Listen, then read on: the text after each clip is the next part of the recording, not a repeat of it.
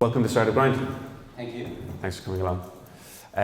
So you have an enormous wealth of experience, and I kind of touched on some of it there, and I don't want to belabor the point and go back too far in your very, very, very long career history. So in summary, I'm going to just give you a quick overview. You came out of Trinity with a qualification in mathematics. You jumped into IBM, did a bunch of work there in software design development, like 4 or 5 years.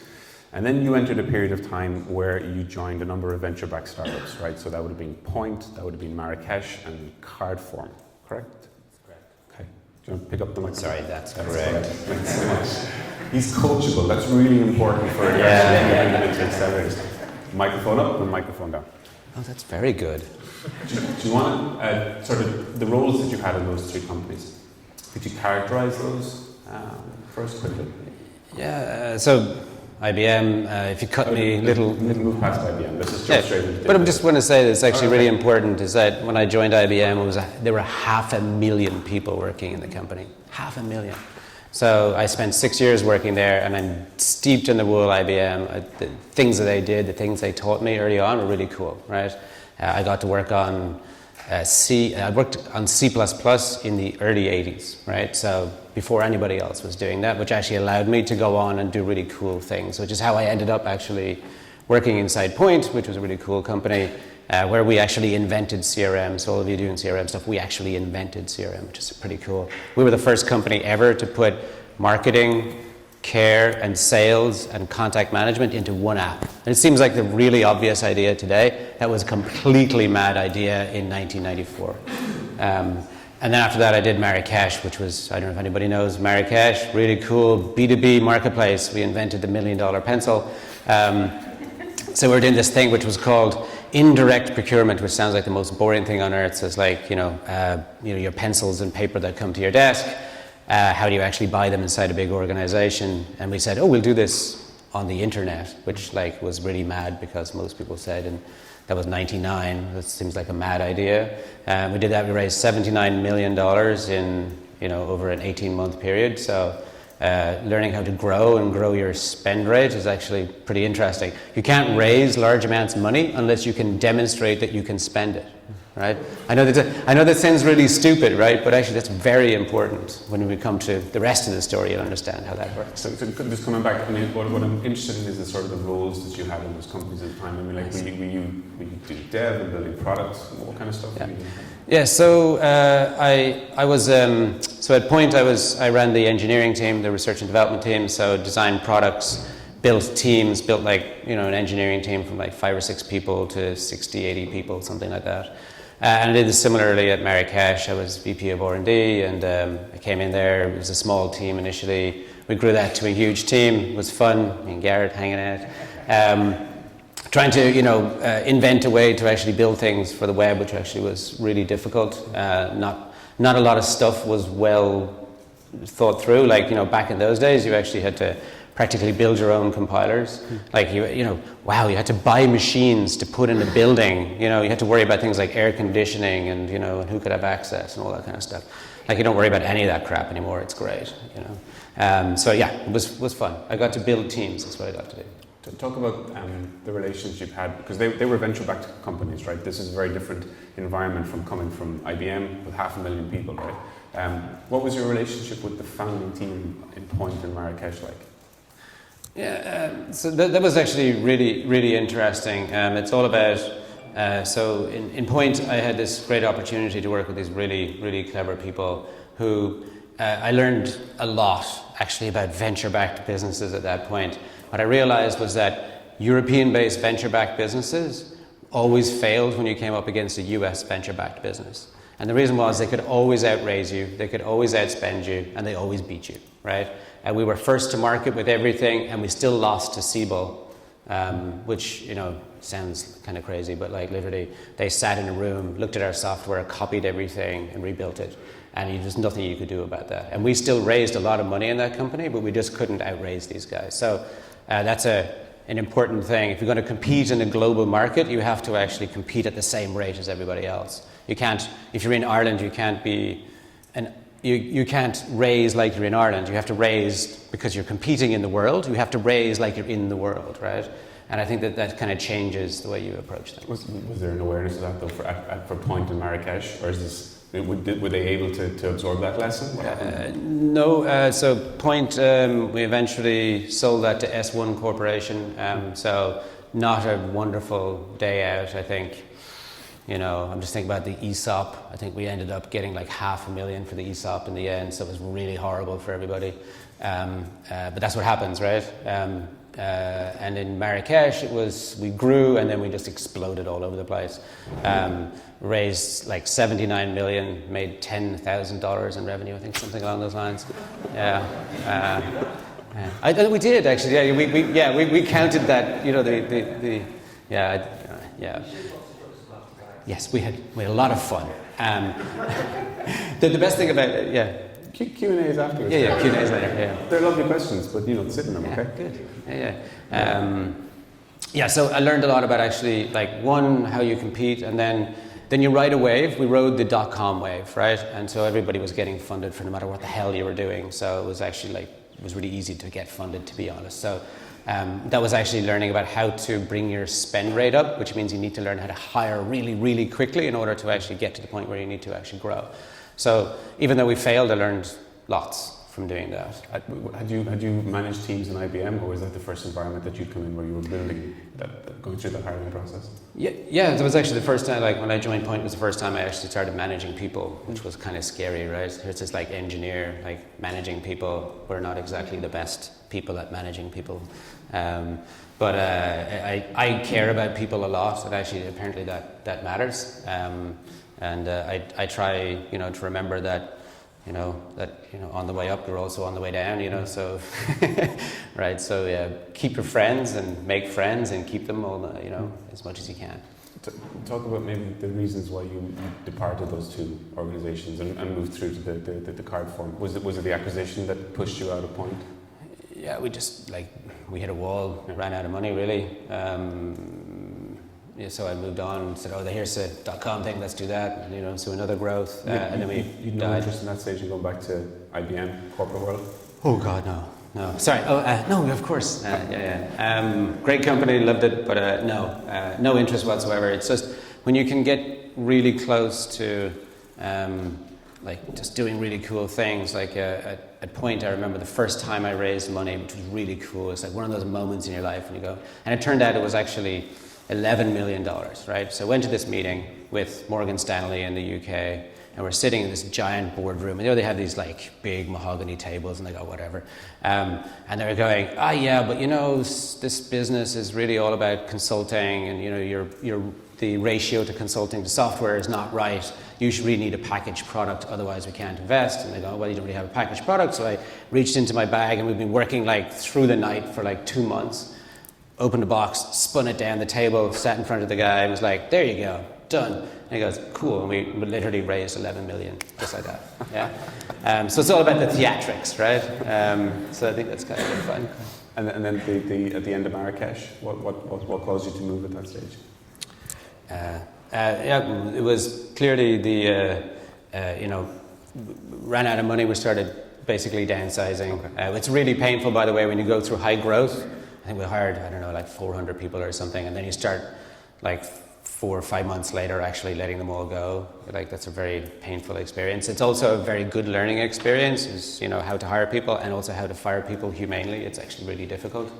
And that was also a good learning experience about how you temper that growth and manage that. So yes, so I decided I would jump out to go and do another thing, saying, okay, that's what I want to do. And right after I left that, I started building another business, and right in the middle of a meeting with the first customer, 9/11 happened. So there's a whole pile of things that can happen in the world that you have absolutely no control over. And we were ready to go, and it was just literally no one returned your calls for a year after that event. So it was pretty difficult. Had you along that journey, so you'd been at IBM, you'd been exposed to the venture world, you'd raised 11 million by throwing a laptop at somebody, that's fun. That's a good story. There are no laptops then. Were you starting along the path of thinking, I can do this for myself, this is something I'm interested in, that's the ambition that I have? Yeah. When did that start happening? Yeah, that was, I think right after I left Marrakesh, I realized that's all I actually wanted to do, was actually go build my own thing, raise my own money, you know, find a great product and actually go after that. And I... Why? Why was it the thing that you wanted to do? Because it's the most fun, you know, like building things is amazing. Like I'm an engineer, right? So like building companies is like the most fun engineering product in the world. Right? You know, you get to build people, you get to build teams. I get to like, you know, it's like I worry about structure and values and vision and, you know, the mechanism of daily working and all that, and I really care about those things, and so I could actually execute my vision in my way, you know. That sounds bad, doesn't it? Right? What I mean is, everybody else's way, as long as it's my way. Yeah, but that's okay. Yeah. You need to be somewhat delusional, right, to be a founder. Yeah, oh, totally. Yes. Sorry. Reality is not valuable when you're a founder. Yeah. It's just like then you just die. You get like ulcers and die. So how somebody tweet that. That's a good one. You've completely thrown me now with good. See, now he's teachable. No. So how did you sort of reconcile then when you had this ambition, you had this drive, and you're like, I'm going to do this for myself, and then something like 9/11 happens where it's completely out of your power. What were you telling yourself then? You know, keep grinding away at it, give up, go back to IBM. What was it? I actually doubled down. Because of events like that, you actually realize that, you know, what's important, what you find interesting. I have this view that you should only do the things that you love, right? Don't do anything else, right? And that's been very expensive for me for some times, and also very valuable for me in other times, right? But at least with that conviction, at least I go, I love what I do, and I try not to do things that I don't love. And it turned out that what I love is actually building companies, finding problems to solve, being the first person to solve those problems, and then you know just like creating value. You know, it's fun. Did you, at any stage when you were starting on your own stuff, say, here's all the fun stuff, here's the stuff that I love, I'm going to be passionate and follow that? But did you have the line of shit, and if we dip below that line, I need to stop. You know, that's the ulcer line, I guess. Did you project that? Did you rationalize it, or did you just dive in? Yeah, no, you just dive in. Like, you know, I think anybody says that it's a well-defined plan is probably lying to you. It's like you have an idea, you think, cool, I'll go and I'll ratchet some money out of somebody, make it work, and then you get to a point, because, you know, all strategy is written in retrospect, right? So, you know, for me, like starting what I've done now to get to this point, I can just draw a straight line and see, I did that. Yeah, that was exactly what I was doing from day one. It's perfect, right? Congratulations. Yeah, thank you. And it's just funny that way, because, you know, you look at the world. So I tried to actually be really deliberate, and I make really deliberate decisions about things. And I say, I'm going to do X. And then I go and try and do that, and sometimes I fail, and sometimes I succeed. But I try not to get wavered away, and I try not to chip away at what it is that I want to do. I try to make the fewest concessions I can to get to the end that I actually want. And that way I'm happy, that way I'm consistent with what I want to do, and it turns out that you're also consistent with what people expect from you, really, because they're really looking for people who actually know where they want to go. You kept on going after the 9/11 thing, and that didn't work out, and you went on to build Ticket Truck. Yeah. Was Travelonomy before? So we built this, like, I had this mad idea. We'd like to build this like 5-sided marketplace for travel. Don't ever do that. This was like a really crappy version of Airbnb, but it was really cool. We moved, myself and my family. At this point, I had 3 kids. We moved to Portugal because it was nice, and you could live down there, and it was nice and cheap and whatever. So we did. We moved to Portugal for a year and a half, built it from 0 to 7,500 property listings, and then sold the content to the second largest student travel company in the US, and we kept a piece of it, which was called Ticket Truck, which eventually became Sohela, which is a social loyalty platform. So we have this day we call 777, which is about the 10th anniversary is about to come up, which is when myself and my co-founder, we sat down and we were looking at feedback from focus groups we'd done in Boston. And it was this girl called Carly that we actually from Boston University, and she had said this like amazing comment, which was, No. My parents use email, I Facebook, right? And this was the 7th of July 2007. And myself and Mickey G looked at each other and went, that's probably important. If you're in e-commerce and there's no email, how does it actually work, right? And so we actually went and we decided that we would actually build an entire business sitting on top of Facebook at that point, which is, in retrospect, seems really visionary, and it probably was. We raised $17 million for that business, and hopefully after the overnight success, it might get actually sold in the next couple of weeks or so. But that was really interesting, and out of that, I actually met Facebook. And I was at an event, I was presenting, and they said, hey, do you want to come and help us with developers? And I was going, that's really cool. I can get back into a big corporate, but actually, I wanted to do things at scale, right? And so with Facebook, it was really cool. You could actually go and kind of build almost like a startup inside this incredibly well-funded environment with infinite users and infinite scope. It was amazing. So that was like 4.5 years of just absolute fun. I'm going to spend a bit of time on the Facebook thing. Okay. I think it's really interesting. But just to step back, there's one or two things there that came out of the Ticket Truck, so Halo journey. You mentioned co-founder. So that was the first time that sort of has arisen in this conversation. So let's talk about that. You know, how did you go about finding that person? And what were you looking for? And is it, you know... That's the other thing. Oh yeah, of course I designed that. I went and I wrote a job spec for a co-founder and my dad. Now, complete serendipity. We actually... we actually connected over some other project I was working on, and then we just started doing this together. And then we did 2 businesses back to back together, essentially. Your co-founder is really important. Like the person that you're going to spend the next 5 to 7 years of your life with. And there's no divorce, there's no exit clause, you know, right? It's very important that you're really honest with each other, right? And that you complement each other, that you're not just an echo chamber for each other, that you complement and you fight about things, but you actually can get up the next day, come back in, and get over it and move on, right?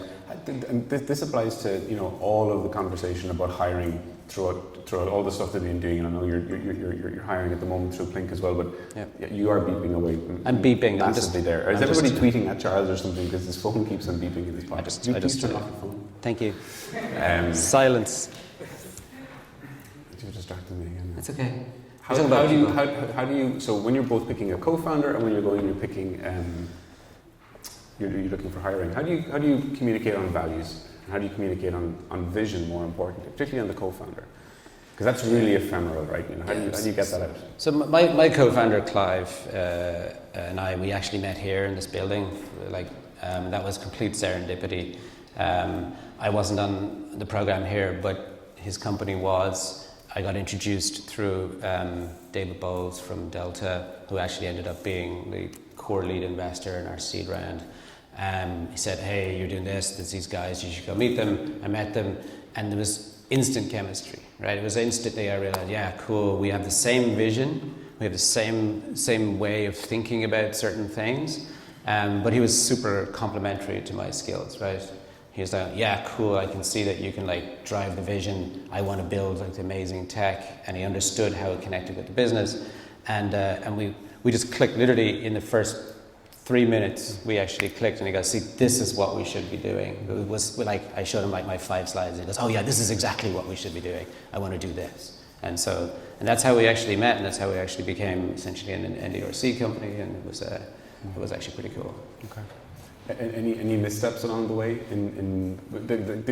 Let's go right back, talking about Plynk and present day, but you know, in both the hiring piece there, because you can find people that are very complementary, but they're actually not the right skill set for you. So let me talk about hiring and onboarding and whatever. And you should treat your co-founders actually way more critically than everybody else, right? Because it's really important to the culture of the organization, how you work together. And you have to fire yourself essentially if that's necessary along the way. But when we look at, say, hiring, we bring people in, and within 3 months we'll make a decision about whether you're actually going to stay or not, right? And in that process of 3 months, you'll actually know what the outcome is going to be along that process. And that's really important to me, that you make really, really fast decisions. Like you have to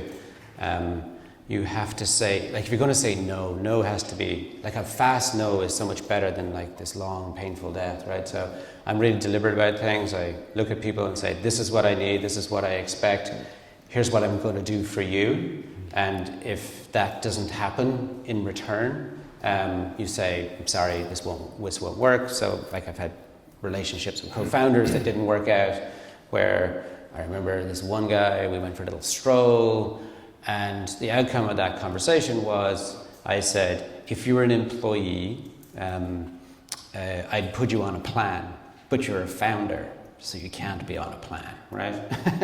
And I think you have to be that honest, because like this is a 7 or 10 year relationship, and if it doesn't work out, and you didn't bring that up early on, then it's not good for anybody, basically. Is that something you think you picked up at Facebook? Is that approach to that communications and that honesty? Yeah. Talk about that Facebook experience. Yeah. Oh yeah. Wow. Yeah. Sheryl Sandberg, like the most amazing person on the planet, unbelievable. Just a machine, just like drives an organization based on values. Zuckerberg is like absolutely fantastic, amazing, values-driven individual. And yes, you learn a lot about honesty, openness, feedback, structured feedback, actually constantly telling people, here's what I expect, here's what you can expect from me. If we're not delivering on that, we tell each other directly. And so what you're actually looking for, and this is actually what I learned at Facebook, is what you're looking for is stop trying to fix people's broken bits, find the things that they're really, really good at, like find their strengths, and then focus on those. And it turned out that that's actually what I had done really early on in my career. I realized that, and I didn't understand that that's actually what I was doing, was actually for myself going, I'm really good at these 5 things, I'm really rubbish at these other things, I'm going to do the things that I'm really good at and that I love, right? And that's another thing, never confuse things you're good at with things that you love. Sometimes you're really good at stuff that you hate. You shouldn't do that either. So that's what I learned from people at Facebook, right? That was really cool. Apart from growth, clearly, like just like how to scale an organization, how to hire just thousands of people and maintain culture and values. Very, very difficult. You spoke a little bit about what drew you into Facebook when you met them, in terms of the sort of the infinite resources, the infinite users, and building a startup. But is it how do you reconcile the values and the vision that you had in terms of trying to build things with the work that you were doing inside there? Because you're driven by these commercial constraints at the same time, right? Yeah, you mean at Facebook? Sorry, at Facebook, yeah. Facebook had almost no commercial constraints. That wasn't an issue. If you needed like 16 laptops to do your job, you had 16 laptops. You needed 10 screens, you had 10 screens. It was just like whatever you required to do your job, if that's what you said you needed, that's what you got, right? Really simple approach. So I was like brought on to do like a piece of work around developers, and they said, oh, we should do this. And I said, actually, let's do something completely different. And they said, okay, go, make it work. What's the metric? NPS, developer NPS. It was sitting at -33 the day I joined. 18 months later, it was +20.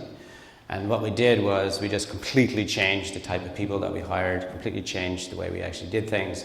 And that was really cool. And that was like literally an innovation, like a startup within the company. And like my natural instinct is like to do the things that I want to do and the way I do them. And then I got moved to the US, and I actually brought some of my team. I actually did a landing team back into MPK, into HQ. The only team that actually did that in Facebook ever. And that was really cool. That gave me, I got a lot of value out of that, and it's, the Facebook journey was then in HQ, Menlo Park, so I got exposed to, you get exposed to Zuck, you get exposed to Sheryl, you get exposed to people like David Fisher and whatever. So you see this organization just like growing and growing and moving and constantly assessing itself on data and going, is the data right? Look at the data. What's the data tell you? Do what the data says. Don't do what your manager tells you to do. If you can show a number, you show a metric, you can make it move, you can show there's causality between the movement of your metric, that's what we do. It's not about, the person that you work for. And that's actually, that still works in that 33,000 people there now, which is like pretty amazing. The stuff that you were doing at Facebook, I mean, like, it seems very, you're talking about sort of internal focus, internal metrics. It seems that your career experience up to that point had been largely focused on a lot of in the payment space, what we would call fintech now, and some consumer things as well. Yeah. What's drawn you to that? Because that's been a thread. It seems like Facebook is the break in that thread, but you've always had that sort of focus. Why? Fintech is really hard. Fintech is really hard. Yeah. So just a little bit back to Facebook. Actually, I was building things on Facebook platform, and Facebook platform was really broken as a developer, and I actually had an opportunity to go inside and fix it. That was actually really cool, and I could do that at giant scale and get really well rewarded for doing that. That was really nice. So, when I look at what I do now and think about that, so there was a period of time where I actually worked on fintech before fintech was fintech, and I was actually working with this amazing organization. I was working with microfinance institutions. I don't know if anyone knows what those are. They're small banks in the developing world, and they mostly lend money to women so that they can actually build small businesses. They can send their kids to school. Basically the most famous one you probably heard of is like Grameen Bank, for instance, is Acción in Latin America. But I was working with this really cool organization called Foncosé in Haiti. And so there's a giant Haitian population in New Jersey, and there's a bank, there's a bank in New Jersey that basically banks all the Haitians, in New Jersey. And we actually built this system that actually allowed the handwritten books that are the bank books of the microfinance institutions. We actually put BICs and IBANs on those. So you could actually send money through the actual banking network directly to someone who actually the bank is a guy on a bicycle, right? So they weren't paying 11% transfer fees to Western Union. They were paying nothing, essentially, to transfer their funds home. And that was really cool. That's when I went, this banking stuff, actually, if you do it right, can actually work. And there's lots of good social problems to fix in here. Did you make any money? God, no. Sorry, there's no money in money. Sorry. Yeah, you can quote me on that one. Yeah, there's no money to be made from money. So when you were doing all those interesting sounding internal fun things and developer NPS in Facebook, were you tracking what was happening in the world of fintech, this burgeoning world? People were starting to talk about this stuff, or did you just kind of focus? Yeah. So for me it was actually really interesting because money is not really about money. Money is actually really about identity, right? And you look at Facebook. Facebook's really an identity business, and if you solve the identity problem, right, then you solve the money problem. The challenge with that is I did some work internally with Facebook on actually, Facebook has person-to-person payments within its platform, right, and has done for almost 5 years now. The challenge that actually happens, though, is that intentionality is really important. So it turns out that people don't go to Facebook to send people money. People don't go into Messenger and think money conversations, right? The intentionality of the product that you use is really important. You can actually see that with the acquisitions of, say, Instagram, right? Sure, doesn't Facebook do that? And WhatsApp, isn't that exactly the same as Messenger? But no, the intentionality and the friend groups and the things that you do, what you're thinking about when you open those apps is very different, right? And those kind of two things around the idea of identity and the idea of intentionality are what led me to where I am today. So what was the trigger there? Because you were in Facebook, you were in Menlo Park talking to Zuck and Cheryl, all this kind of stuff. So I'm curious about the timing and the trigger. Were you looking at the market? Were you looking at disruption in the banking space, or were you just sick of the US and sick of Facebook? No, I love again, the US. looking back with this wonderful straight line strategy. Oh yeah, the straight line strategy. So here's you're saying. So let's see. Legally, I didn't think about this until. Sorry. You have to look out for your contracts, clearly. So I've always been... So what I actually saw was... So BBVA Bank bought Simple Bank in the US for $117 million with 35,000 customers. I went, oh, that's interesting. What are they doing? And then Venmo came along. Anyone know what Venmo is? Yeah. So Venmo comes along, and actually they do this kind of Twitter model on money. And there's like this bar, they used to call it the Venmo bar. Basically, there's like a whole bunch of people who will never use Venmo, and then there's a bunch of people who will, right? And the age limit was about 30 years old, something like that, right? But I thought that was like great. What they're actually doing is trying to make money social, right? So you could see neobanks were arriving, you could see the socialization of money happening, and then Venmo's kind of I think, will ultimately become like a kind of like a casualty of its environment, in that everyone thought that social was all about public news feeds, right? Just look at Twitter today, it's clearly not, right? It's actually all about messengers. It's all about private one-to-one and small group conversations. That's actually where social is today. And that was really obvious to me as well inside Facebook. So there's all these things happening in the world, and I can actually see, and I go, okay, cool. Actually, the thing to do is to go and make money social in a messenger product. That's actually the way to go. And the intentionality, so when you open your product, you need to be thinking about money. If you have a conversation with someone about money, it takes you a while to get there. Let's go for coffee, let's have a chat. And then we go back and forth about 10 times, and then we say, let's talk about money, right? And then it's always awkward. If you go into a money messenger, well then clearly you're going to be talking about money. So like instantly you remove the whole issue, so everyone knows why everyone's there, the intentionality is there. And then you use groups and small groups, so you keep it private. It's not like a public feed like Venmo, where actually everything's private, and that's the model essentially. So it's a lot of individual pieces I kind of pull together and say you mash it all up and you end up with a product. What brought you back to Ireland to do it? I mean, you built up, you were looking at, triggers in the market with that acquisition that you were talking, the Simple Bank acquisition. You had connectivity, you had access to engineers, huge venture space there. So why come home? L2. Sorry, anybody knows anything about visas? Yeah, cool. I don't have a green card, I don't have a H1, basically everything is, so I was there on the reconnaissance, basically I was there as a Facebook employee, so once I left I needed to also be here. Did it give you any additional doubt about what you were trying to do, the fact that you were coming back to Europe to do it? Yeah, I was very concerned actually about trying to start something from here. All the money in the world was, I lived in Menlo Park. I lived like literally a mile and a half from Sandhill Road, so literally all the money in the world is right there, right? You go to the Rosewood or whatever, hang out, and basically, everyone with their car doors that go upwards as opposed to outwards and stuff. It's very cool. So there's all the money in the world is there, and actually you come here and you realize that like 500K is actually a Series A or something. You go, oh crap, I'm never going to be able to do it from here. So what I actually decided to do in my head was actually say, I'm raising globally, but I'm working locally. All the talent is here. The talent is amazing. There's loads of great talent here. The European market's amazing. It's 510 million people sit in one license. In the US, you have to get 50 separate licenses to go across their 300 odd million people. So it's actually a great place to actually build a fintech business.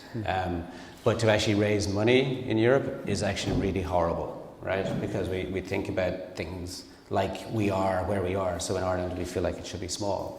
Whereas I said, I raise like I'm on Sandhill Road, but actually I act like I'm here. This is a big market. It's really good. Did the relationship or the experience that you had built up with Marrakesh and with Point have any relevancy when you came back and started raising money here? I mean, yeah, we could remember like the reason why Point right, that was a broke, right? Was like the reason why we failed at Point is because Siebel just raised a lot more money than we did, and they raised it from the right people.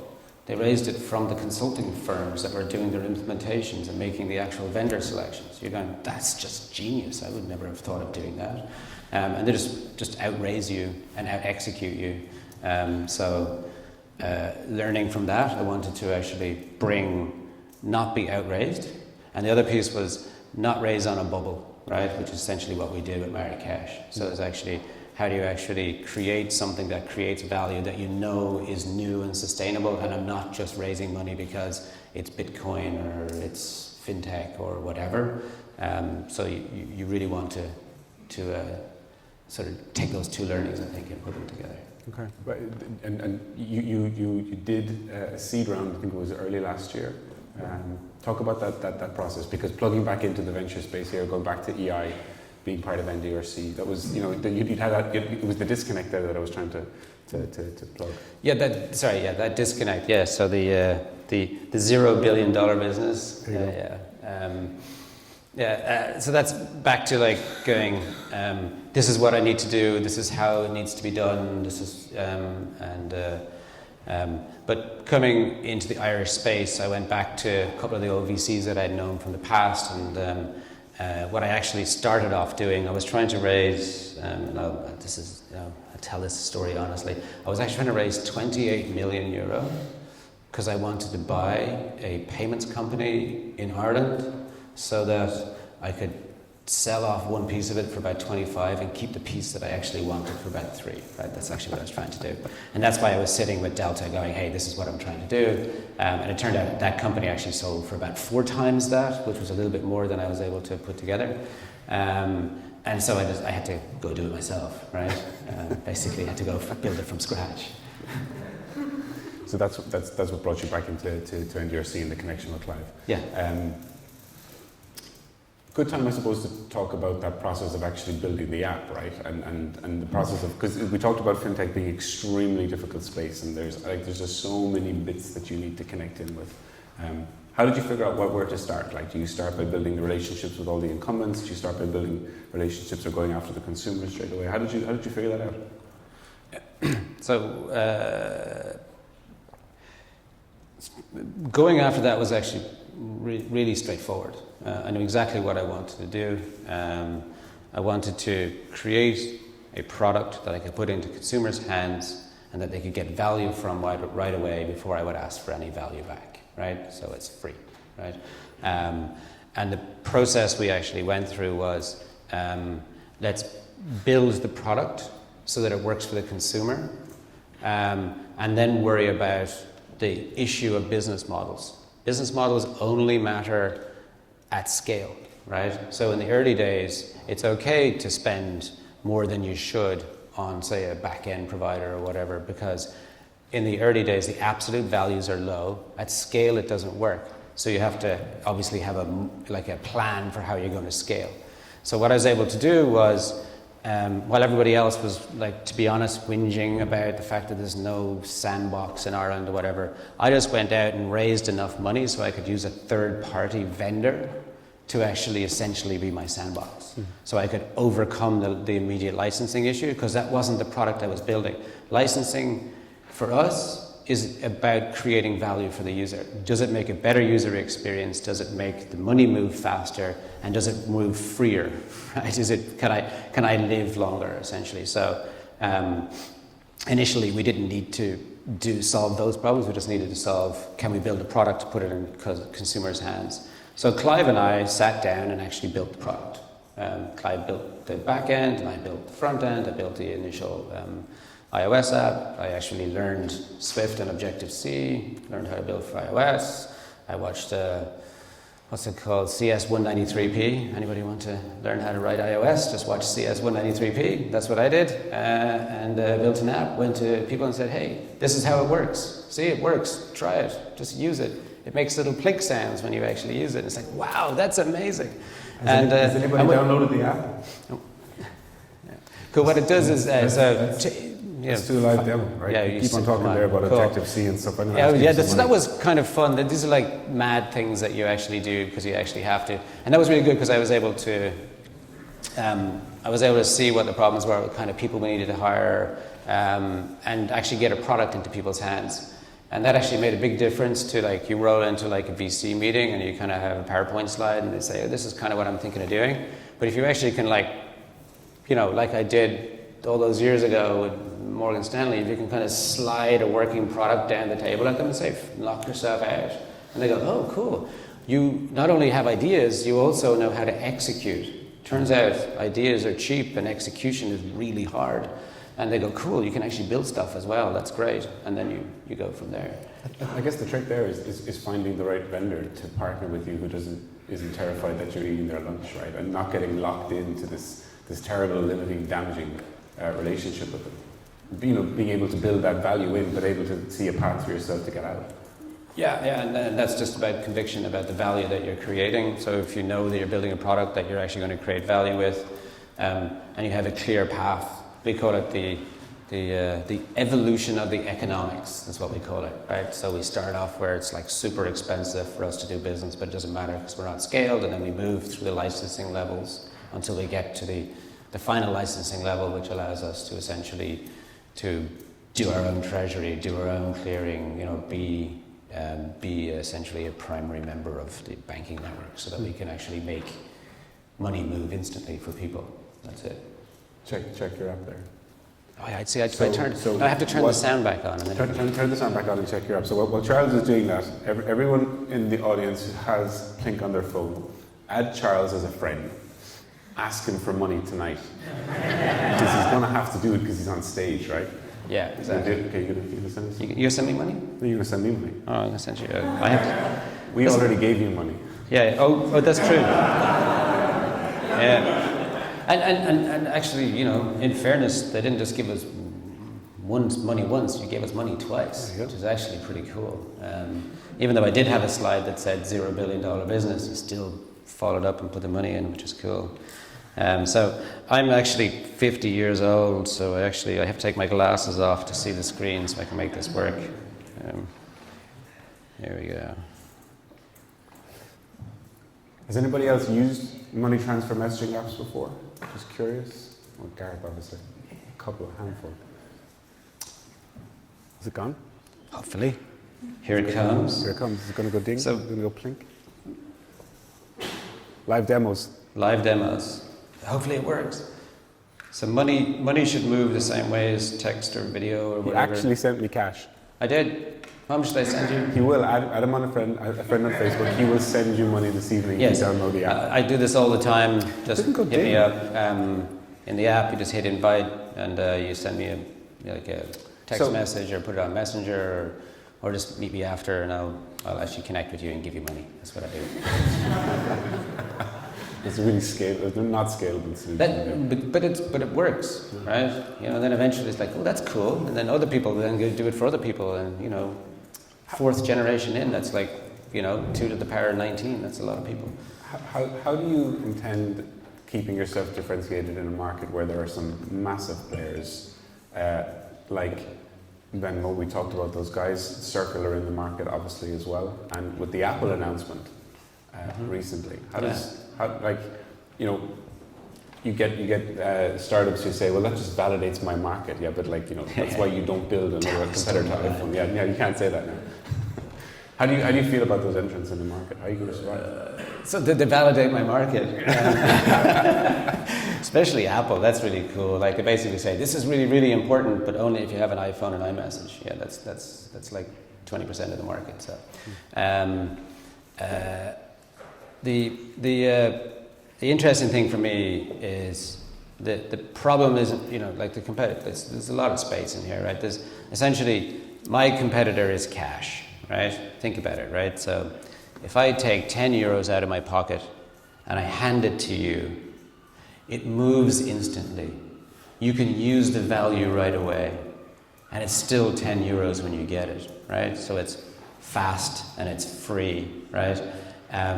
We're actually trying to step things up. So we're trying to turn money into a media type, like a video or like a cat video, whatever. Like money should be social, right? It's between people, it's very important, lots of issues around it.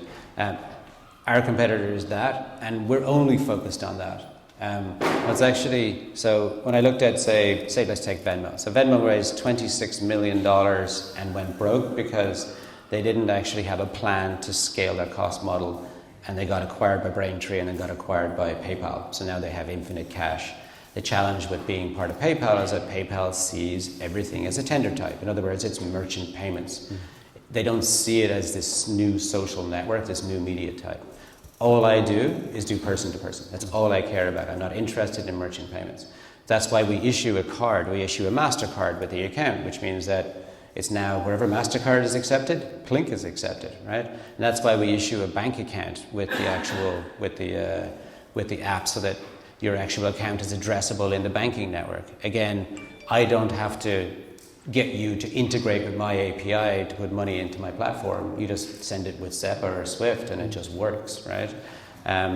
These are really important things that actually make it interact. The other guys, a lot of people are kind of going down this road. I don't think anyone's as focused on the fact that there needs to be this third network. There's the banking network, which is really B2B. It's not for people. It's really hard and horrible. There's a merchant network, essentially, which is people to business. And there's no de facto network for people, right? I'm building the only global person-to-person network that will move money instantly and free for absolutely everybody involved, no matter where they are. That's a huge, huge problem to solve, and that's why we're doing it, right? So you raised a chunk of cash to go and do that. Sure did. And I suppose like the quantum was, something that got people talking. But I'm curious about the things that you had to prove along the way to both your seed investors and your Series A investors. Yeah. That was building that trust, right? Because it's all about being able to. You've talked about the story, but what were you delivering along the way that was validating that? Yeah, and the validation is really important.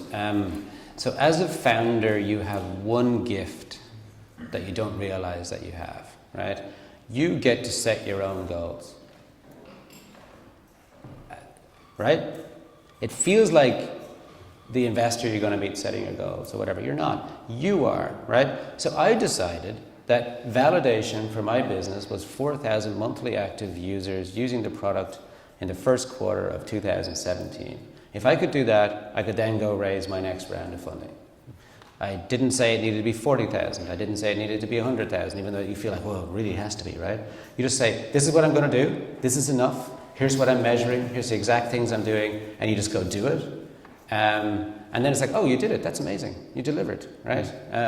So, they're not looking for you to set yourself up to fail. I actually think that's, it's like, it's challenging enough to build a product and put it into one user's hands, right? Put it into 1,000 users' hands, 4,000 actually. It turns out we have 7,500 people using the app right now. We would have gone broke if we went to 10,000.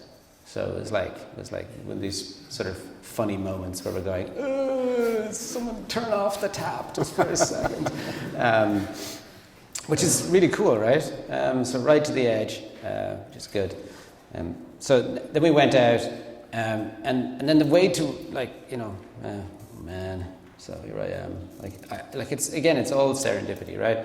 It took me 25 years to actually raise that money, right? You know what I mean? It's really not an overnight thing. I tried not to burn any bridges. I try not to be an asshole. You try to remember that that you will meet people over and over and over and over again, and eventually that one nice thing that you did 15 years ago will actually turn around to you get the right introduction.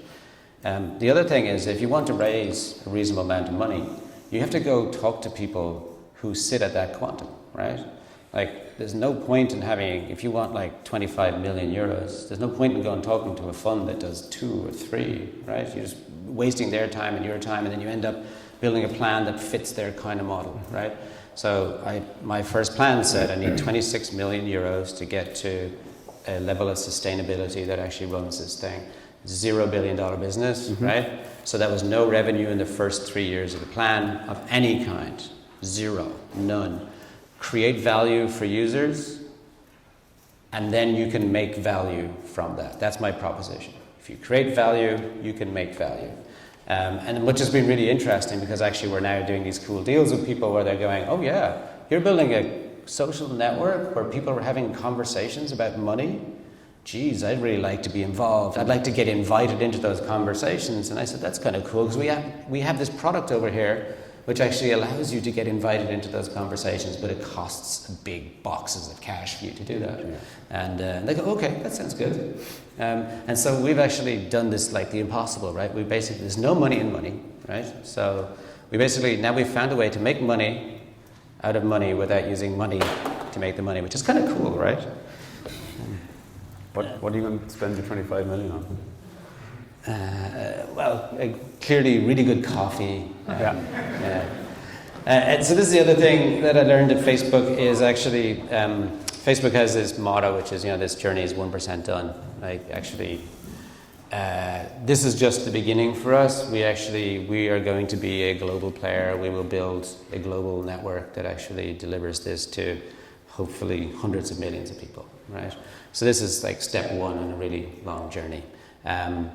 So we've set ourselves some goals that we need to achieve over the next 1, 2, 3 years, which allows us to say, this is what we're going to do, this is how many countries we're going to be in, this is how many people are going to be using the product.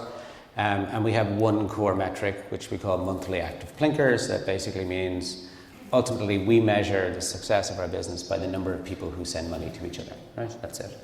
And then everything else in the organization, all the metrics all drive towards that. And then everybody has a number that they actually have to deliver based on a metric that's external customer facing. And we just put all that together. So while my slide deck is only like 6 or 7 slides, it's actually, when you go to the detail, I go to the detail. I can go all the way to the bottom of the pile. I can go all the way to the top. And we've been able to do that and then deliver funding, which is really necessary. So I'm going to hire a whole bunch of people. So we announced on the 6th or the 7th, I think. We had 6 full-time people, and on Monday we'll have 17 people sitting at desks working. Talk about that, because that's like terrifying, right? Because the things that kill good startups as they scale is the missteps when you hire. So you brought in 11 new people in less than 3 weeks. Yeah. Okay, right. So that's like a new person almost every day. Did you sit for every interview? Yes. Well, so here's what I do. We do competency, we do experience, we do whatever, and then we measure for culture. So I do all the culture interviews. And if you fail the culture interview, it doesn't matter how good you are, you don't get a job, right? And it's really simple how you actually measure that, but it's also really hard to do in a way that doesn't, you need to drive diversity, you need to drive different types of people and whatever. And I got really lucky. Last November, I met someone who actually had a team, and we actually got to have their whole team come in one go, so that there was 6 people just like that, right? And that's actually kind of what I like, is actually you go out and you find a team with a similar culture to yours. You say, hey, this is a rocket ship, there's some seats over there, are you interested? And they go, yeah, God, let's do it. And it's a really interesting experience. So 2 questions, and pick which one you want to do first here, but you're doing something which is traditionally, excuse me, the ad age, it's hard to build consumer businesses from Ireland, right? And one of the factors there is the fact it's a tiny local market, and then the second one is that we don't have the people to be able to sell global consumer businesses locally, right? So that's the first question. Where are you going to find these people? How are you going to hire people to be able to build this global brand? Hang on, that's only one question. The second question is, how do you, who has no experience of building consumer-facing brand-building teams, select those people? How do you find someone who comes in and says, I am an amazing salesperson in the B2C space? How do you judge that? So nobody's an amazing salesperson in the B2B space. That's one of the great things. Like, basically you have people who are data driven. So B2C, consumer products are all about data. So it's all about, you manage growth through data. You don't ever get to speak directly to the customers. You can't go out and sell directly to them. It's not like B2B. And when it comes to talent, let's see, how many people work for Facebook here? I don't know, 2,000-3,000 people. That's a consumer business. How many people work for Amazon in Ireland? That's also a consumer business. There's stacks and stacks of really good consumer businesses like Pinterest and Facebook, and even Google is a consumer business in some parts of it. So there's a load of really strong talent who actually have done this kind of thing before. They come from data-driven organizations. They understand that consumer growth is, what's the metric? How am I measuring that? Am I instrumented? Is there a causation between this event and this outcome? And how do we, if we tweak this knob, does it work? Yes. good, keep it tweaked, and then we go, right?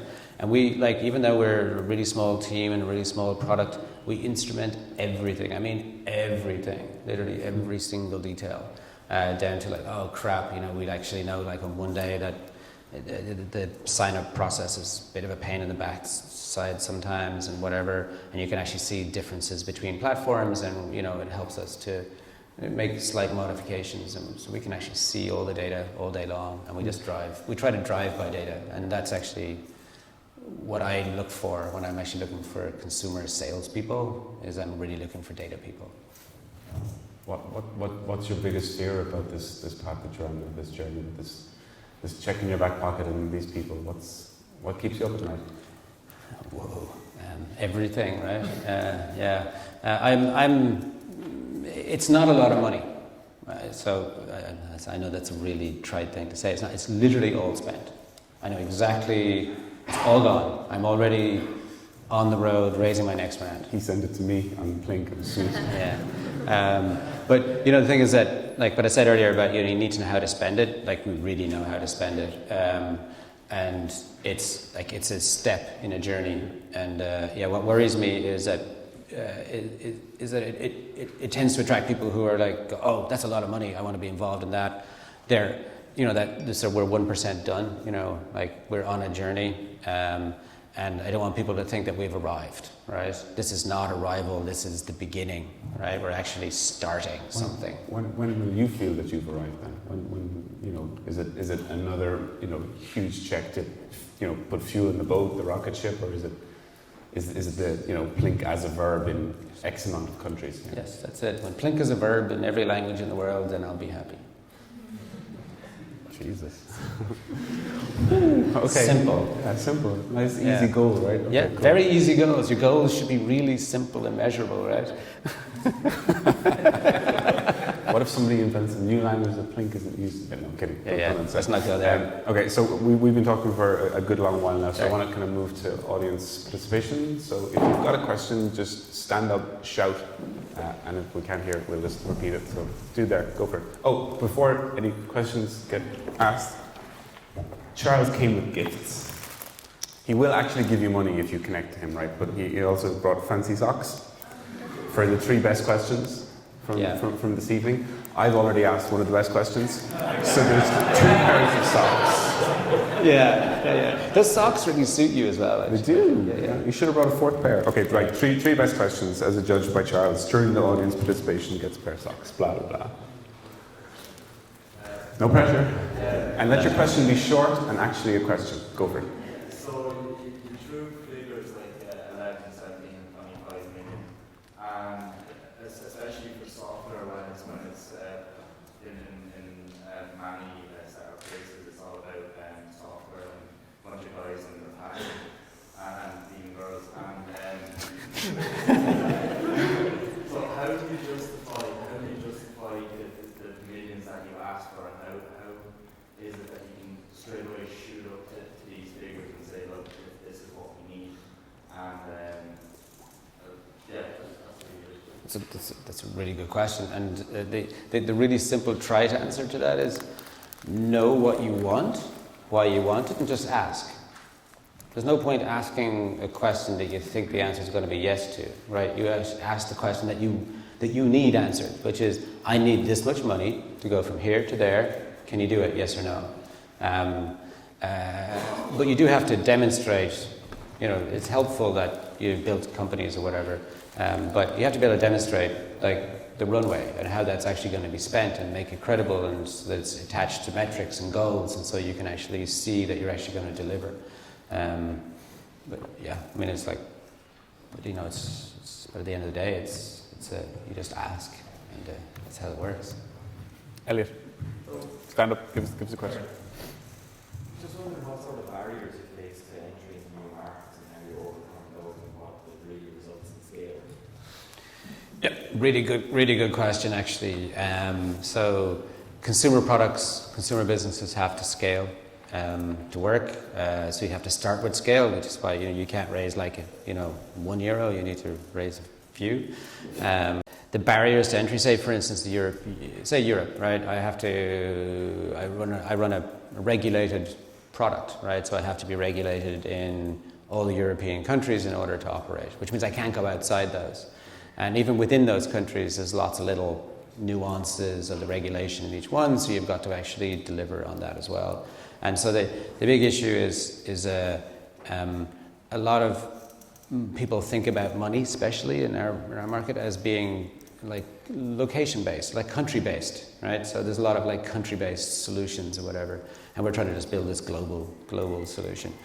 For us to go to the US, for instance, will require us to get 50 licenses. That's going to take 4 years of actual work probably to do that. So it seems, if you can imagine, that's not something that I actually would do. So I'm actually actively looking for companies to acquire so that we can actually essentially find people who have those licenses and acquire those and use that to actually grow and scale. Gentleman here. Yeah, go. Hello, Jerome. I just arrived from Geneva today for the Techstars Summit, so I just discovered the app today. I installed it, but haven't signed up yet. He'll give you money. What's the role of, can I Plynk you cryptocurrencies or just fiat, or how do you envision that? Yeah, that's a good question. We only deal in fiat currencies. Yeah, I mean, I think there are enough people in the world who have problems with regular money without introducing, new money that I think is still very nascent and still very. I mean, it's interesting mathematically. It's very like Bitcoin's kind of fun mathematically, but it's I think there's a long way for that to go, for that to be really truly a mainstream product. But we have no plan in the short term or the medium term to actually look at cryptocurrencies at all. Gentleman there, pink shirt. Yeah. So in China they have WeChat, which is essentially a huge conglomerate that covers payment. So before you said people don't go onto Messenger to chat about money, but yet in WeChat they do. Do you not fear that Facebook may go, well actually the Chinese have got a thing going on, do you not fear that they might? Yeah. So WeChat actually, hand up right away. I'm inspired by WeChat. I think it's actually kind of cool. I think that like everything is like a product of its time and location. So WeChat is the internet. That's it, right? So everything is there. And it's a monopoly. So everything is just there. So the intentionality of using the internet is like there's an app in there somewhere, right, that does money. So, right, that makes sense. If you think about where, say WhatsApp came from, right, it's more an SMS replacement, right, whereas Messenger is actually a little bit different and more social and comes from a different group, mostly driven by the US. So these are different products in different times and different places, and that's timing is everything, right? Really good. I'm concerned. I worry, but I try not to. I try not to worry about all the hypotheticals. I just concentrate on the fact that I'm doing one thing. I know exactly what I'm doing, and I'm going to be the best at that. And if somebody else wants to take me on, that's cool. If they have $500 million to do it, that's okay too. I'm fine with that. Question there, Will? Will Hogan, fascinating story, really enjoying it. You keep mentioning the word culture, particularly as you have journeyed through your entrepreneurship, and you have your interview, and you try to match people with your culture. In your blitz scaling, which you obviously have going forward, how are you going to maintain that culture? Because I'm just cognizant of Uber in the last few years before that happened. So. Oh, the Uber question happened. I knew it would happen. It's very difficult. So it's even when we were 6 people, I did an open Q&A every week. And now that we're 17 people, I do open Q&A. Everybody gets to ask anything, and I answer it 100% truthfully if I can. Or if I don't know the answer, I say I don't know the answer, and we go find out the solution. Or people want to contribute to the value, like where we're going. They're actually interested in the vision. That's the opportunity where we go, oh, this is the wrong thing for us to be doing. Let's go focus in a different direction. And so I tried to bring, I tried to be open, and we try to communicate a lot about values and actually talk about that and what it means, the keys. But it is important that we have fun, right? So our product is like fast, free, fun consumer product. So obviously we have to have fun around what we're doing. But the openness and transparency is the thing that makes a difference. Like you can give me specific actionable feedback and I'll act on it, right? And it goes the other way, right? So I work for my team. That's my job, right? And I'm here to actually make sure that they have exactly what they need to do their job every day, and that I live the values that I want them to live, and then that works. Describing the culture as a fun culture with kind of acceptance and suppression. Yes. That's what it is. So Yeah. fun is the theme throughout. Yeah. You can get me started now on my whole autonomy, mastery, and purpose stuff, but I won't do that. No. We keep going with questions. Ed?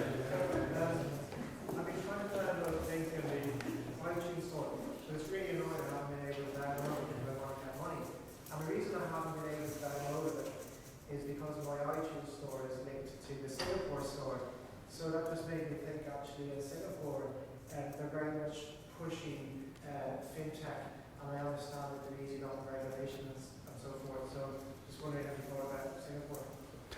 That's a really good question. And yes, we restrict the app to various app stores based on where we're actually regulated to operate. And yes, Singapore is on my list of places to be. It's not something that I can focus on right now, but it's on my list of places to be, yeah. Time for a couple more questions. Gavin? It's 7,500 people, John. I remember when you showed me that last year, I thought immediately of things like, personal use cases like Astro football leagues, and the guys want to talk about, or a stag weekend. Do you know yet what people are using the app for, like particular segments in the market which have particular traction? Yes, actually. So we, as part of our validation process, we actually directly targeted different demographics, different locations, and we measure everything that happens, and then we actually look at how the money is being aggregated, for instance, and what they're actually spending it on. And what's really cool is food delivery companies come out like right on top, right? So a bunch of people sitting around at home going, oh yeah, I'm going to order something from Deliveroo right now. And so they Plynk each other, make the order, and we can actually see them aggregate the money together and then pay Deliveroo. We do not see the subject of the conversations. That's private information, so we don't see that. So we currently have a very open model of how it works. So we will make it more deliberately obvious to us what different types of use cases people are using without actually interfering with, without actually seeing what the conversation's about, right? I think that's actually a very important point, but yeah, what we're saying is food delivery is a big thing, and a little bit of travel, but it's mostly been, we've found that the biggest demographic success we've had actually is with the student space, and the reason for that is that if you're in Trinity right now and you actually install the app, you might have 40, 50 friends already in the app. And we did the numbers, and it takes about 12 people in the app before you actually send your first money message. So clearly, our initial objective with the app is to actually drive people towards 12 friends, right? How you manage discovery and invitation and all that stuff. So huge journey for us to go on to make that really seamless and brilliant. But if you're jumping into the app and there's already 40, 50 people, you actually find that people start messaging right away.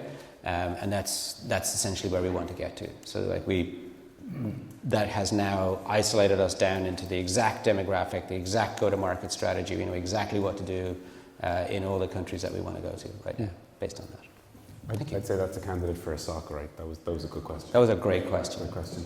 Sending a message, I don't have anything to worry about. I don't fear anything. I don't feel any trust. Mm-hmm. If the message doesn't get through, I don't care. If money doesn't get through, I probably care. So what do you do to instill trust or not fear the message to money?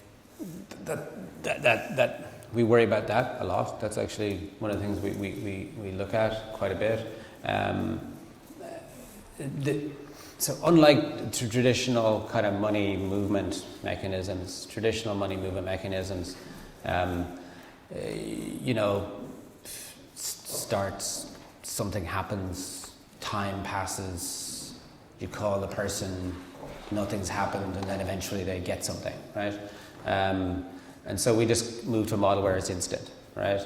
And it's really that feedback process of like when you send a message, and when the message arrives at the other person, the money is already there, so that you can see it. I mean, literally, when I'm sending you money, it'll say Charles is typing, right? When I'm actually when I'm actually constructing the money message, and then I send you the money, and you get like a nice plink noise, and then now the money is already yours, right?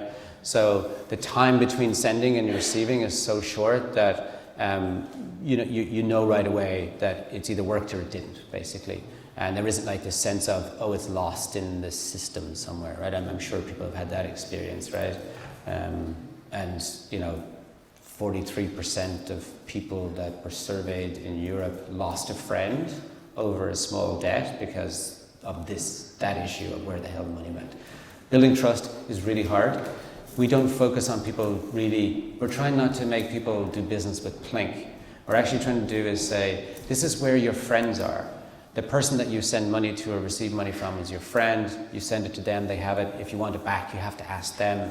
We don't do request in the app. We do that really specifically because you don't send invoices to your friends, right? And so you have to come up with a new paradigm for actually how you would actually ask someone for money, right? But yeah, you're right. We worry about that. It's a great question. Thank you. So I'm kind of conscious of time, so I'm gonna just pause on the audience questions. Charles is going to hang around. He's dreadfully hungover, but he's going to stay for a couple of beers, and he will answer some questions. That's my rich, velvety voice. Absolutely. Yeah.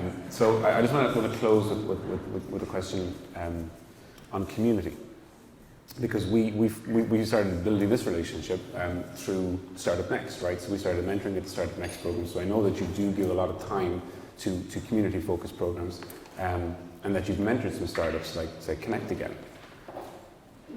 What do you get from that? And do you see yourself continuing to give to programs? And an additional one on that, do you see that there's a difference between the US and Europe in terms of founders who give to the community and the reasons they do that? Yeah. So there's like two reasons to do that. One is for yourself and one is for the other people, right? And depending on where you sit in that continuum, you know, makes it more or less valuable for everybody. I get loads out of, say, Startup Next. Like, you know, those when people stand up and they make those pitches and you're going, oh yeah, you know, like the problems you're trying to solve, they're solving some of those, and you learn from that. And even the questions that you ask them and the way they answer them, you actually, again, I learned loads from doing that. I know that, it's like, we've had lots of fun doing those, and you kind of go away going, crap, I should actually be better at this myself. It's really easy to sit here in the cheap seats and throw rocks, you know, and then you have to go back and you have to make it, you know, great. And actually, it helps me be better at what I'm doing. And I get a chance to tell my story every time. It's like, and again, tell your story 1,000,000 times, and every time you tell it, it becomes better, or, you know, it improves. And the second part of the question, in terms of how you feel community is different, if it is different between your experience in the US and what you've seen in Dublin. So I guess here there's a bit more camaraderie, because I think everybody is like broke together, you know, which is kind of good and bad in some ways. Like, so in the Valley, basically, you know, it's like it's a little bit different. You know, the startups tend to be funded, which is, you know, we have a lot of startups that are unfunded in Ireland, which is actually kind of difficult to understand. But you're sort of sitting there going, you know, that's kind of the difference. And so what you get here is a great community. It's not I found in the Valley, it's like people are funded, so they're working, you know. I'm not saying that that's the best solution either, but like that's what happens. They get funded, they try to build a business. And there's a bunch of, you know, like Y Combinator type things, or 500 startups, where they try to build a certain amount of community, but they can be very competitive as well. So there's a lot of like, you know, that bro culture stuff that we talk about at Uber. There's a lot of that goes on. So there's a lot of You know, it's a lot of it can be quite difficult. So I think it's really nice here. It's kind of fun and everyone's happy and we all drink, you know, good coffee and you know, it's great. And cold beer, right? And cold beer. Yeah. Okay. So I think that's Hipster pretty beer. cold hipster beer. I think that's a pretty good note to end it on. So I know for myself personally speaking, incredibly grateful. I know you're very, very busy hiring the world and creating verbs. He's hiring. But thank you so much for coming on. Found it incredibly insightful, and I'd like to just get a round of applause, please, for.